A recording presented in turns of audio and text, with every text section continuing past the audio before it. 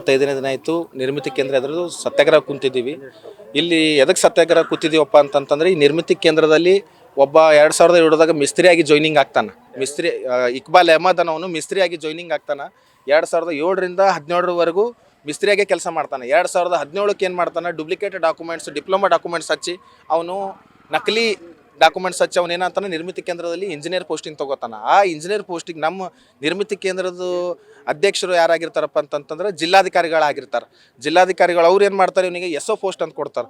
ಅವ್ನು ಮಾಡ್ತಾರೆ, ನಿರ್ಮಿತಿ ಕೇಂದ್ರದಲ್ಲಿ ಎಸ್ ಒ ಪೋಸ್ಟ್ ಅದೇ ಮಾಡ್ಕೊಂತ ಬಂದು ಇವಾಗಿನ ಜಿಲ್ಲಾಧಿಕಾರಿನೇ 2022ಕ್ಕೆ ನಾವು ಅವನ ಮೇಲೆ ಲೋಕಾಯುಕ್ತ ಕೇಸ್ ಮಾಡ್ತೀವಿ.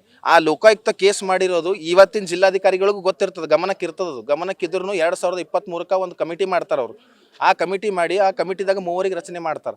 ಆ 3 ರಚನೆ ಮಾಡಿರುವಂಥ ಇಬ್ಬರು ಏನು ವರದಿ ಕೊಡ್ತಾರೆ, ರಾಮ್ ಸೇನೆ ಸಂಘಟನೆ ಮಾಡಿರುವಂಥ ಆರೋಪ ಸತ್ಯ ಅದ. ನೀವು ಕೂಡಲೇ ಏನದ ಇಕ್ಬಾಲ್ ಅಹಮದನನ್ನು ತಕ್ಷಣವೇ ನೀವು ಅಲ್ಲಿಂದ ವಜಾಗೊಳಿಸಬೇಕು, ಅವನ ಮೇಲೆ ಕಾನೂನು ಕ್ರಮ ಕೈಗೊಳ್ಬೇಕಂತೇಳಿ DC ಮೇಡಮಿಗೆ ವರದಿ ಕೊಡ್ತಾರೆ. ಆ ವರದಿಯನ್ನು ನಮ್ಮ ರಾಮ್ ಸೇನೆ ಸಂಘಟನೆ ಕಾರ್ಯಕರ್ತರು ಏನು ನಾವು ಅವ್ರ ಮೇಲೆ ಕೇಸ್ ಮಾಡಿರ್ತೀವಿ ಆ ವರದಿಯನ್ನು ನಾವು ಕೊಡುವಂತ ಇದ್ದೀವಿ. ಅವ್ರು ವರದಿ ಕೊಡ್ತಾ ಇಲ್ಲ.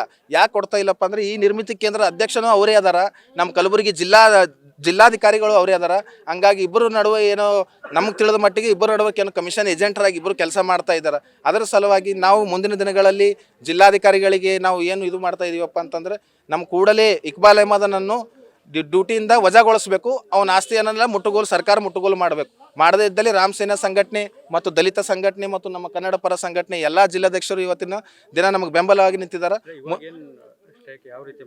ಸ್ಟ್ರೈಕ್ ಇವತ್ತಿನ ದಿನ ನಮ್ಮ ವಿಭಾಗೀಯ ಅಧ್ಯಕ್ಷರು ಗುಂಡು ಪಾಟೀಲ್ ಅವರು ಮುಳ್ಳನ್ನು ತಮ್ಮ ಮೇಲೆ ಹಾಕೊಂಡು